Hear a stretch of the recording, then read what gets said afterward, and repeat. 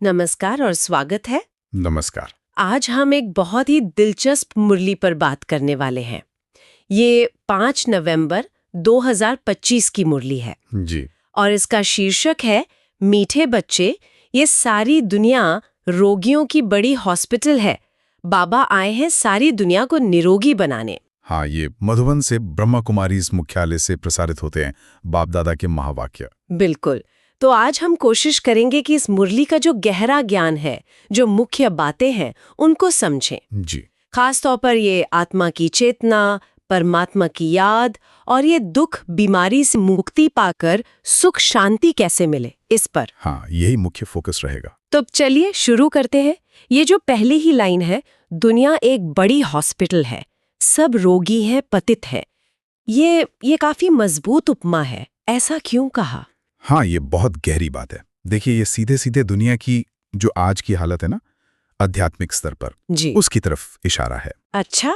मतलब अशुद्धता, दुख, जैसे हॉस्पिटल में बीमार होते हैं, कमजोर, जिनका शरीर साथ नहीं देता, उम्र कम होती है। जी। वैसे ही ये पुरानी दुनिया, ये जो कलयुग है, इसमें आत्माएं वो माया के असर से, मतलब विकारों के प्रभाव से रोगी हो गई हैं, आत्मिक रूप से। आत्मिक रूप से रोगी। हाँ, और मुरली कहती है कि इसी वजह से उनकी आयु भी बहुत कम हो गई है।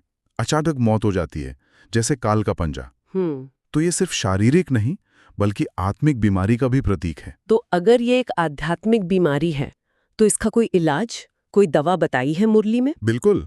और जो मूल इलाज है वो है देह अभिमान छोड़ना। देह अभिमान यानी खुद को शरीर समझना। हाँ, बिल्कुल। ये जो हम खुद को ये शरीर समझते हैं ना, जो कि नश्वर है, इस सोच को छोड़कर देही अभिमानी बनना, आत्मा अभिमानी। आत्मा अभिमानी। जी। मुरली इस पर बहुत जोर देती है कि जब तक आत्मा खुद को शरीर से अलग एक अविनाशी शक्ति नहीं समझती, हाँ। तब तक वो न तो ये ज्ञान सही से धारण कर सकती है, न ही परमात्मा पिता को ठीक से याद कर सकती है। अच्छा। अब देखिए, दुनिया की पढ़ाई तो अलग है। कोई बैरिस्टर बनता है, कोई इंजीनियर। हाँ, वो तो रोजगार के लिए है। जी, वो शरीर के लिए है, पेट पालने के लिए, थोड़े समय के सुख के लिए। पर ये जो ज्ञान है, ये आत्मा को समझदार बनाने के लिए है। आत्मा को उसकी असली पहचान, उसका असली वर्षा याद दिलाने के लिए। तो बदलाव चेतना के स्तर पर लाना है। तो मतलब पहला कदम है आत्मा अभिमानी स्थिति में टिकना। ये सबसे जरूरी हुआ। बिल्कुल, फाउंडेशन है ये। अच्छा, मुरली में आगे राजयोग सीखने पर भी बल दिया गया है। ये राजयोग क्या चीज है और ये निरोगी बनने से कैसे जुड़ा है? राजयोग, नाम से ही साफ है। राज यानी राज्य और योग यानी जुड़ना, कनेक्शन। हाँ, योग मतलब जुड़ना। जी। तो ये वो आध्यात्मिक पढ़ाई और प्रैक्टिस है जिससे आत्मा भविष्य की नई दुनिया, जिसे स्वर्ग या सतयुग कहते हैं, हाँ। उसमें राज्य पद पाने के लायक बनती है। और ये जुड़ा है मुख्य रूप से याद की यात्रा से। याद की यात्रा। हाँ, परमात्मा पिता, जो परमात्मा है, सुप्रीम है, उनको याद करने से, उनसे प्यार भरा रिश्ता जोड़ने से आत्मा पवित्र बनती है। अच्छा। ये याद एक तरह से अग्नि का काम करती है, जिसमें आत्मा पर जन्म जन्म के जो पाप कर्म हैं, विकर्म हैं, उनका बोझ जल जाता है, भस्म हो जाता है। और जैसे जैसे ये बोझ उतरता है, आत्मा अपने आप ही निरोगी यानी पवित्र, हल्की, शक्तिशाली बनती जाती है। ये याद की यात्रा का कॉन्सेप्ट बड़ा दिलचस्प है। मतलब ये एक एक्टिव प्रोसेस है जो बदलता है। बिल्कुल बिल्कुल, ये पैसिव नहीं है। लेकिन ये जो मुरली बात करती है पूर्ण निरोगी अवस्था की, वो क्या हमें इसी दुनिया में, इसी शरीर में मिल सकती है? नहीं, देखिए, मुरली इस बारे में बहुत बहुत क्लियर है। अच्छा। जो पूर्ण निरोगी अवस्था है, जिसके लिए एवर हेल्दी शब्द भी यूज हुआ है। हाँ, सदैव निरोगी। जी, जहां कोई रोग, कोई दुख हो ही ना, और उम्र भी बहुत लंबी हो, वो सिर्फ नई दुनिया यानी सतयुग में ही पॉसिबल है। अच्छा, सतयुग में ही। हाँ, इसीलिए लक्ष्मी नारायण का उदाहरण दिया जाता है। वो सतयुग के तेले प्रिंस प्रिंसेस थे, संपूर्ण, निरोगी, लंबी आयु वाले, सर्वगुण संपन्न। इस पुरानी दुनिया में जो खुद ही रोगी है, पतित है, इसमें रहते हुए शारीरिक रूप से पूरी तरह निरोगी होना संभव नहीं है। ओके। लेकिन हाँ, इस याद की यात्रा से, इस अभ्यास से आत्मा इतनी पावन और पावरफुल बन जाती है कि वो इस पुरानी दुनिया के दुख और कर्म बंधन से मुक्त होकर पहले अपने परम घर जाती है।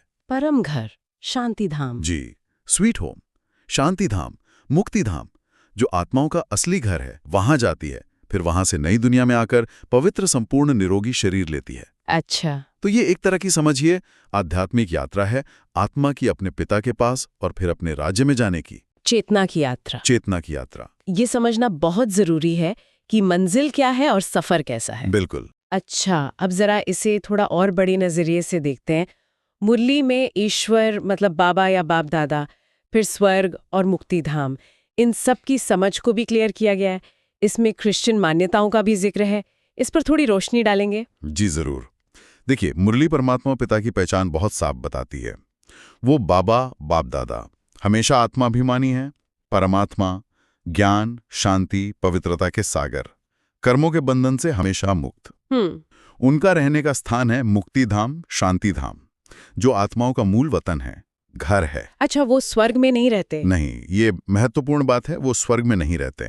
स्वर्ग, जिसे पैराडाइज, बहेश्त, नई दुनिया, सचखंड कहते हैं, उसकी स्थापना परमात्मा पिता इसी संगम युग पर आकर करते हैं। ओके। अब जो क्रिश्चियन मान्यताओं का जिक्र है, मुरली कहती है कि वो जिसे हेवन समझते हैं, जहां वो मानते हैं कि क्राइस्ट गए या जहां गॉड फादर रहते हैं, वो असल में शांति धाम या मुक्ति धाम है। अच्छा। हाँ, परमात्मा हेवन यानी स्वर्ग में नहीं, बल्कि आत्माओं के घर शांति धाम में रहते हैं। और रही बात क्राइस्ट की आत्मा की, तो मुरली के ज्ञान अनुसार वो भी ऊपर परमात्मा के पास जाकर रुक नहीं जाती। क्यों? क्योंकि हर महान आत्मा को अपना तय किया हुआ पार्ट बजाना होता है, धर्म स्थापना करनी होती है, फिर पुनर्जन्म के चक्र में आना होता है। कोई भी आत्मा अपना पार्ट पूरा किए बिना वापस घर नहीं जा सकती, जब तक ये पूरा सृष्टि चक्र खत्म न हो। ये तो बहुत ही अलग पर्सपेक्टिव है। जी। तो फिर ये सचखंड और झूठखंड क्या हुए? और ये संगम युग जिसका आपने अभी जिक्र किया, इसका क्या खास महत्व है? हाँ, देखिए, सतयुग को सचखंड कहा है क्योंकि वहां 100% पवित्रता है, सुख है, शांति है, सत्य का राज्य है, कोई झूठ, कपट, धोखा, कोई विकार है ही नहीं, इसलिए वो सचखंड। अच्छा। और इसके बिल्कुल उलट कलयुग को कहा है झूठखंड। झूठखंड।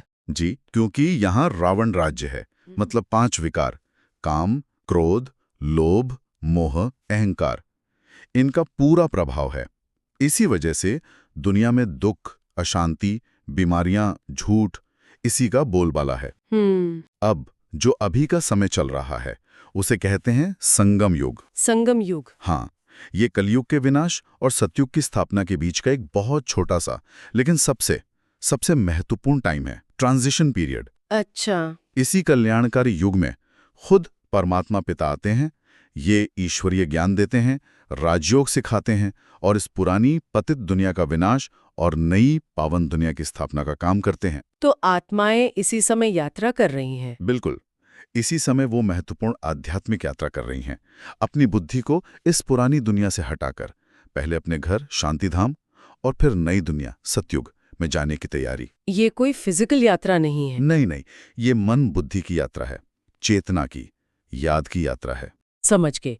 तो ये सारा ज्ञान है, ये समझ, ये यात्रा, इसका आखिरी लक्ष्य क्या है? क्या पाना है आखिर में? लक्ष्य बहुत ऊंचा है, बहुत श्रेष्ठ है। क्या है?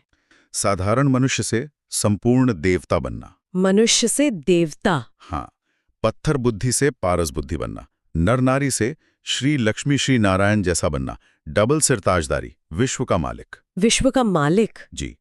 मुरली कहती है कि अभी मनुष्य खुद को शरीर समझकर, विकारों के वश में होकर एक तरह से नास्तिक हो गए हैं, मतलब बेसहारा, अनाथ जैसे, परमात्मा पिता को भूल गए हैं। उन्हें फिर से आस्तिक बनाना है। आस्तिक मतलब? आस्तिक मतलब वो जो अपने आत्मस्वरूप को जाने, अपने पारलौकिक पिता परमात्मा को जाने, उनसे अपना सब रिश्ता जोड़ें और ऐसा करके अपना खोया हुआ सुख, शांति, पवित्रता का स्वराज फिर से पाए, उसका अधिकारी बने। ये लक्ष्य तो वाकई बहुत बहुत महान है। जी। इसे पाने के लिए मुख्य कोशिश, जिसे पुरुषार्थ कहते हैं, वो क्या बताई है? सबसे मुख्य पुरुषार्थ है पवित्र बनना। पवित्रता? हाँ। और बाप की श्रीमत पर चलना, मतलब श्रेष्ठ मत, जो दिव्य डायरेक्शंस है उनको फॉलो करना। पवित्रता तो समझिए इस रास्ते का फाउंडेशन है, आधार है। क्यों पवित्रता इतनी जरूरी क्यों है? क्योंकि पवित्रता ही सुख और शांति की जननी है। जहां पवित्रता है वहां अपने आप सुख शांति होगी। और श्रीमत पर चलना मतलब परमात्मा जो रास्ता दिखा रहे हैं, जो आज्ञा दे रहे हैं, उनको मानना। अक्षरशः। मुरली में बाप का पहला फरमान मतलब मुख्य ऑर्डर भी बताया है, मीठे बच्चे अच्छी रीति पढ़कर पास होना है। पढ़कर पास होना, इसका मतलब ये कि इस ज्ञान को सिर्फ सुनना नहीं है, इसे अच्छी तरह समझना है, बुद्धि में धारण करना है, अपनी लाइफ में उतारना है, ताकि ऊंचे से ऊंचा पद पा सके। अच्छा, जो धारणा के लिए मुख्य पॉइंट्स दिए हैं उनमें भी यही बातें हैं। पहला, बाप समान हमेशा आत्माभिमानी रहने की पूरी कोशिश करनी है। एक बाप से ही सच्चा दिल का प्यार रखना है, उनकी याद में रहते हुए बाप के साथ घर चलना है। ओके। और दूसरा बेहद के बाप का पूरा पूरा रिगार्ड रखना है, आदर मान, जिसका प्रैक्टिकल रूप है बाप के हर फरमान पर चलना, उनकी आज्ञा को तोड़ना नहीं। समझ गई, पवित्रता और श्रीमत पर चलना। जी, ये मुख्य हैं। मुरली में सेवा का भी जिक्र आता है, दूसरों तक ये ज्ञान पहुंचाना। इसमें शक्तिशाली सेवा किसे कहा गया है? हाँ, वरदान में इसकी बहुत अच्छी व्याख्या है। सच्चे सेवाधारी की पहचान बताई है कि वो सिर्फ ज्ञान सुनाने वाला या साधन जुटाने वाला नहीं है, तो फिर? बल्कि वो एक निमित्त बनता है निर्बल आत्माओं में बल भरने का। कौन सा बल? याद की शक्ति का बल, रूहानी शक्ति का बल। अच्छा। मुरली में तलवार का उदाहरण दिया है। जैसे तलवार दिखने में कितनी भी अच्छी हो, पर अगर उसमें जौहर ना हो, मतलब धार या सार ना हो, तो वो किसी काम की नहीं। हाँ, सही बात है। बिल्कुल। वैसे ही सेवा के कितने भी साधन हों, कितना भी ज्ञान सुनाया जाए, लेकिन अगर उसमें याद की शक्ति का जौहर नहीं है, मतलब सेवा करने वाले की अपनी रूहानी स्थिति का असर नहीं है, तो उस सेवा में सच्ची सफलता नहीं मिलती। इसलिए कहा है कि खुद शक्तिशाली बनकर दूसरी कमजोर आत्माओं में भी याद का बल भरकर उन्हें भी शक्तिशाली बनाना है। ये है क्वालिटी सेवा। ये बहुत महत्वपूर्ण पॉइंट है, अपनी स्थिति बनाकर सेवा करना। जी, वही असली सेवा है। अच्छा, और एक आखिरी सवाल जो मन में आता है वो है स्थायी खुशी को लेकर। मुरली में भी ये सवाल उठाया गया है कि ज्ञान मार्ग पर चलने वाले बच्चों को, मतलब अभ्यासियों को, हमेशा खुशी क्यों नहीं रहती? कभी कभी उदासी, मायूसी क्यों आ जाती है? हाँ, ये बहुत प्रैक्टिकल सवाल है। इसका सीधा कारण बताया है माया का ऑपोजिशन, विरोध। माया का विरोध? जी, क्योंकि ये एक तरह का युद्ध का मैदान भी है। आत्मा को पवित्र बनने के लिए अपने ही पुराने संस्कारों से, विकारों से, जिन्हें माया कहा गया है, लड़ना पड़ता है। तो दुख या मुरझाइश, मतलब उदासी की लहरें तब आती हैं जब आत्माभिमानी स्थिति में कमजोरी आती है और अपने घर जाने की याद, अपने ऊंचे भाग्य की याद या मंजिल की क्लैरिटी वो धुंधली पड़ जाती है। अच्छा। देह अभिमान में आने से ही छोटी छोटी बातों में दुख लगता है। तो फिर स्थायी खुशी बनाए रखने का राज क्या है? कौन सी याद इसमें मदद करती है? सबसे महत्वपूर्ण और शक्तिशाली याद यही है कि अभी हम इस पुरानी दुनिया, इस पुराने रोगी शरीर को छोड़ अपने अविनाशी घर शांति धाम जा रहे हैं। हाँ। और फिर वहां से नई दुनिया सतयुग में देवी देवता बनकर राज्य करने के लिए फिर से जन्म लेंगे। वाह! ये पक्का निश्चय और ये बेहद की खुशी कि हम अपनी मंजिल के कितने पास हैं। हमें पढ़ाने वाला खुद भगवान है, हम विश्व के मालिक बनने वाले हैं। अगर ये याद लगातार बनी रहे तो दुख की कोई लहर हमें छू नहीं सकती। सही बात है। मुरली में ये भी बहुत सुंदर ढंग से बताया है कि सतयुग में क्योंकि दुख होता ही नहीं है, सब कुछ मिला हुआ होता है, इसलिए वहां सिमरन या याद करने की जरूरत ही नहीं पड़ती है। अच्छा। जबकि यहाँ कलयुग में क्योंकि दुख है, कमी है, इसीलिए सब भगवान को याद करते हैं, हे प्रभु कुछ दो। हाँ, दुख में सुमिरन सब करें। बिल्कुल। तो अपना ऊंचा भाग्य, अपनी श्रेष्ठ मंजिल और अपने गाइड परमात्मा पिता की याद, यही स्थायी खुशी का सच्चा आधार है। बहुत खूब। तो संक्षेप में आज की मुरली का सार यही हुआ कि ये हमें एक गहरी आध्यात्मिक नींद से जगा रही है। बिल्कुल, एक तरह का अलार्म है। हाँ, ये बार बार याद दिलाती है कि हम ये शरीर नहीं, अविनाशी आत्मा है।